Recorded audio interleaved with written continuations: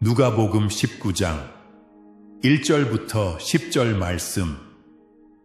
예수께서 여리고로 들어가 지나가시더라. 삭개오라 이름하는 자가 있으니 세리장이요 또한 부자라. 그가 예수께서 어떠한 사람인가 하여 보고자 하되 키가 작고 사람이 많아 할 수 없어 앞으로 달려가서 보기 위하여 돌 무화과 나무에 올라가니 이는 예수께서 그리로 지나가시게 되밀어라.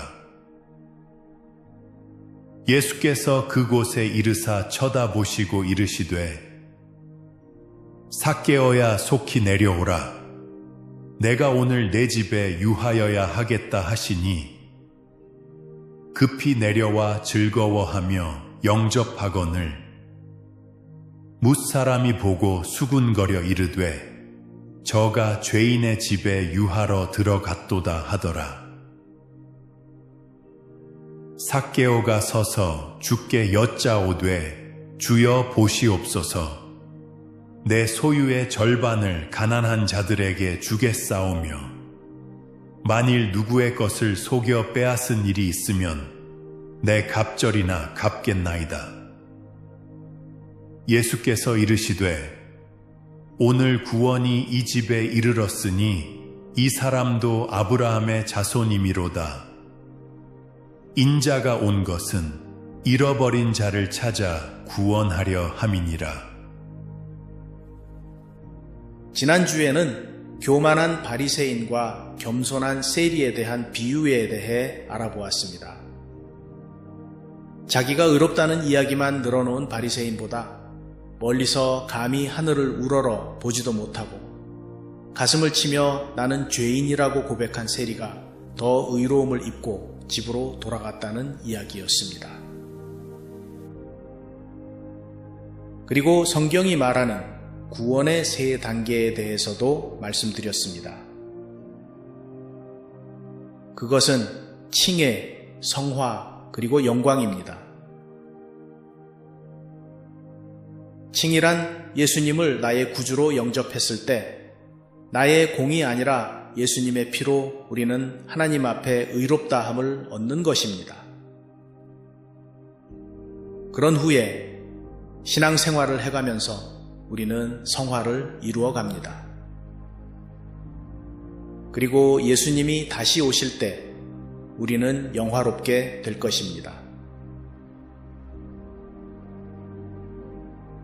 지난주에도 세리 이야기였는데 오늘도 세리가 등장합니다. 다른 것이 있다면 지난주의 세리 이야기는 비유였지만 오늘 이야기는 실제로 일어난 사건입니다.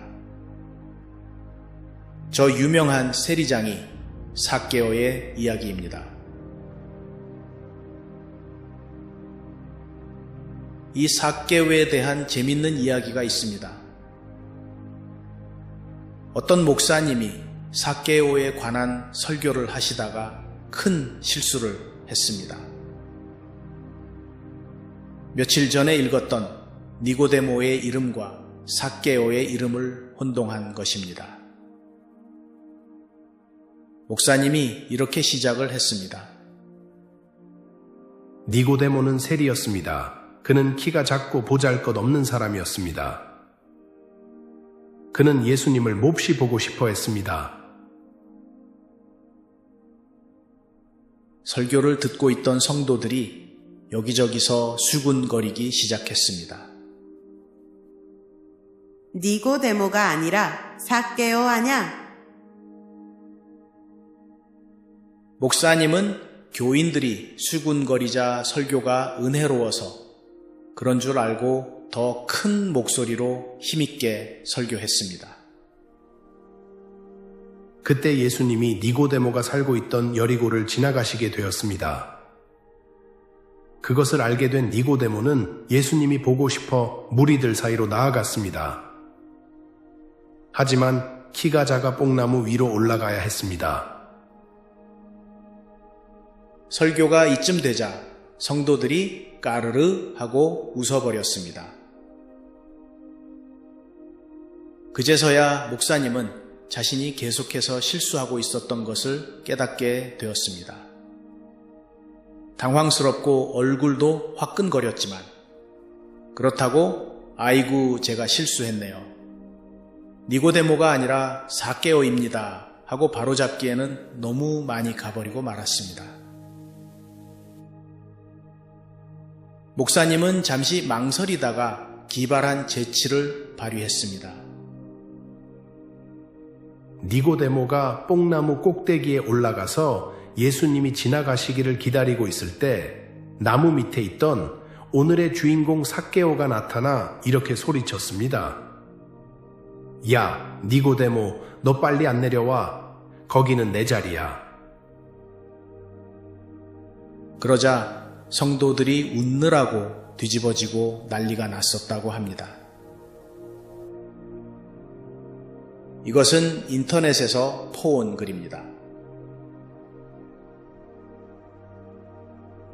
삭개오는 키가 작다고 했습니다. 그때나 지금이나 키가 작다는 것은 상당한 약점입니다. 사람들이 깔보는 경향이 있습니다. 한때는 서양을 제패했던 나폴레온도 박정희 대통령도 작은 키의 약점을 극복하기 위해 남달리 노력을 해서 유명한 사람이 되었다는 심리학 분석을 본 적이 있습니다. 어쨌거나 어쩌면 삭개오는 이 때문에 어렸을 때부터 왕따를 당했는지 모릅니다. 그래서 그 악조건을 극복하기 위해 사람들이 매국노라고 욕을 해도 로마 제국에 붙어서 자기 민족에게 악착같이 세금을 거두어 로마 제국에게 갖다 바쳤습니다. 그리고 로마 군인의 힘을 입어 필요 이상의 세금을 거두어 부자가 되었습니다. 아마 사람들은 앞에서 대놓고 욕을 하지는 못했지만 속으로는 많이 욕을 했을 겁니다. 저 매국노 같으니라고 키도 쪼맨한 놈이 같은 동족에게 세금을 짜내어 저 원수 같은 로마 제국에 갖다 바쳐? 따돌림은 더욱 심했을 것입니다. 삭개오는 돈은 많았지만 동족에게 따돌림 받음으로 해서 마음속에는 공허함과 외로움이 자리를 잡고 있었습니다. 그런데 어느 날 예수님이 근처에 오신다는 소문을 듣습니다. 만나본 적은 없지만 그에 대한 소문을 들었습니다. 사람들의 병을 고치고 창녀와 세리와도 잘 먹으러 다니고 술도 같이 마신다는 소문이었습니다. 그래서 호기심이 생겼습니다. 도대체 예수란 사람은 어떤 사람일까? 그래서 예수님이 지나가는 길목에 나와 봤습니다. 그런데 사람들이 너무 많아서 키가 작은 삭개오는 예수님을 볼 수가 없었습니다. 그래서 앞으로 달려가 뽕나무에 올라가서 예수님이 밑으로 지나가기를 기다렸습니다.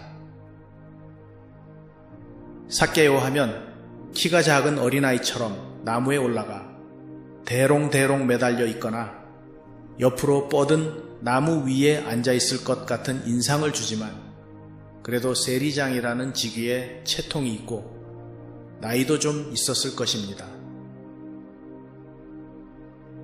아마도 갈라진 나무 사이에 발을 딛고 서서 사람들 머리 위로 예수님을 볼 수 있었을 것입니다.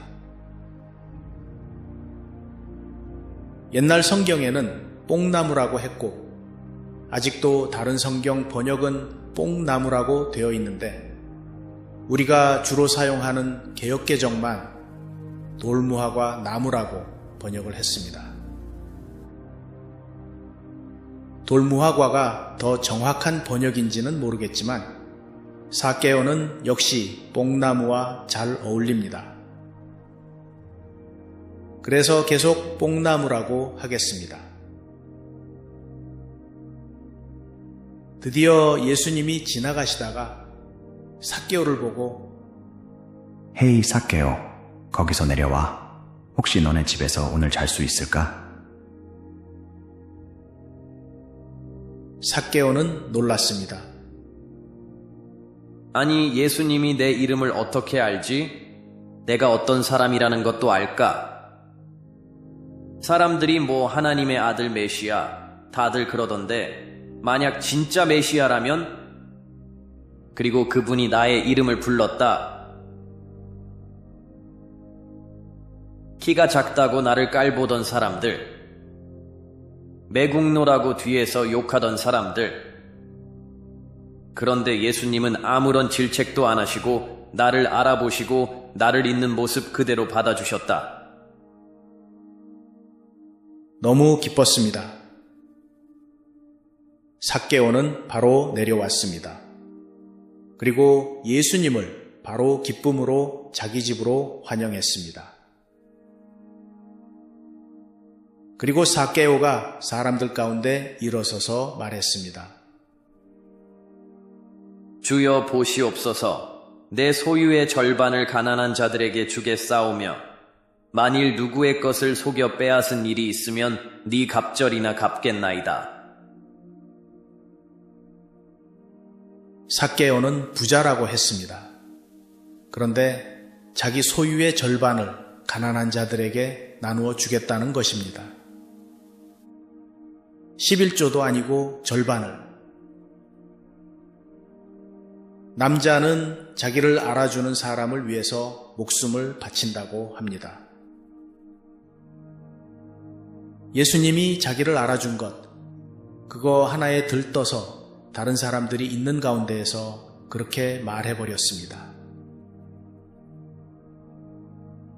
삭개오의 기쁨이 얼마나 컸는지를 보여줍니다.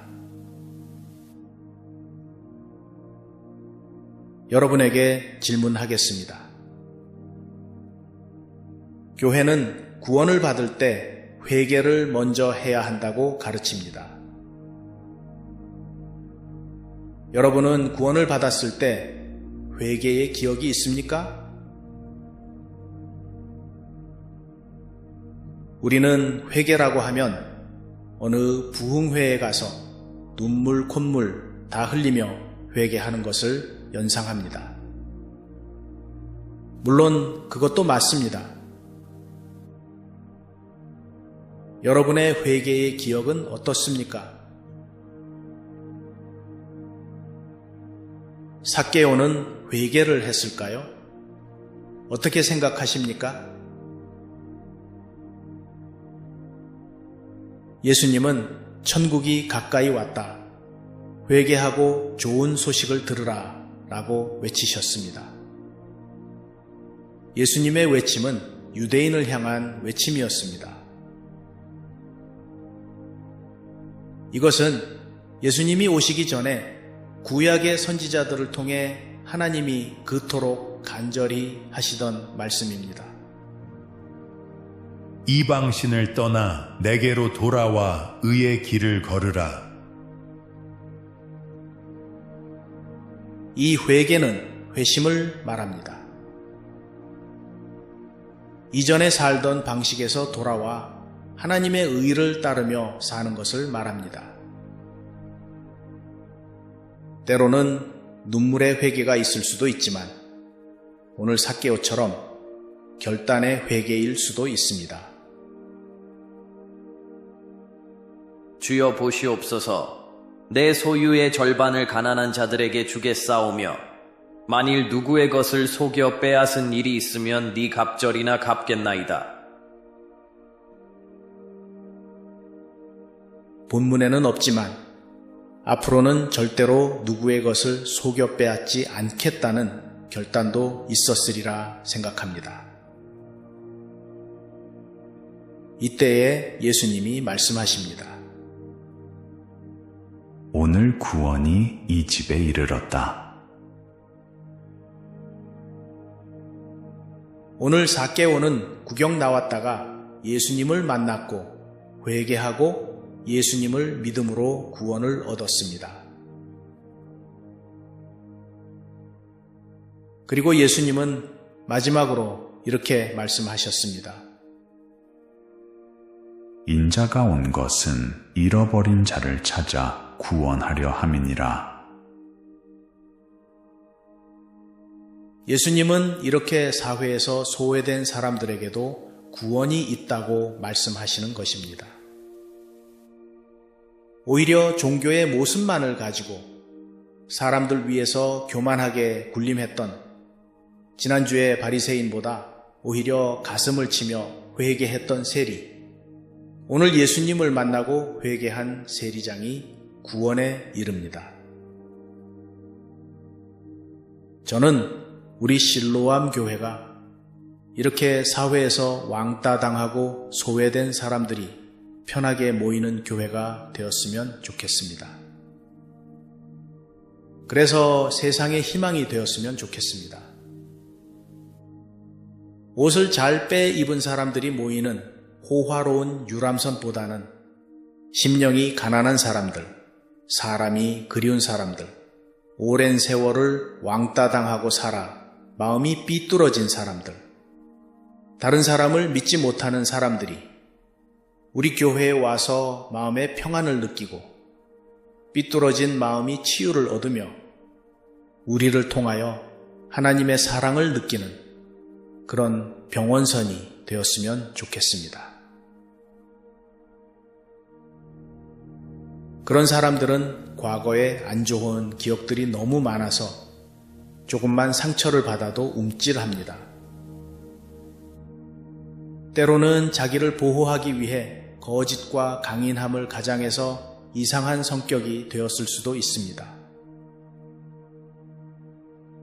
그러나 오늘 응어리를 가슴에 지닌 차에 더 이상은 무시를 당하지 않기 위해 매국노라는 소리까지 들어가며 악착같이 돈을 벌어 세상 사람들에게 보여주리라고 했던 삭개오가 긴 말도 아니고 딱 한마디, 헤이 삭개오, 밥 같이 먹을래? 술 한잔 할래? 전혀 선입관이 없이 다가오는 이 한마디에 삭개오는 무너졌습니다. 우리도 참 성격이 모난 사람이야, 상대하고 싶지 않아 하면서 외면하지 않고 그런 사람들을 인내의 심으로 품을 수 있었으면 좋겠습니다. 저부터도 제 와이프가 이상한 사람들을 만나고 다니면 같이 놀지 마 라고 합니다. 물론 우리 부부만의 비갯머리 송사 농담이기는 하지만 말입니다.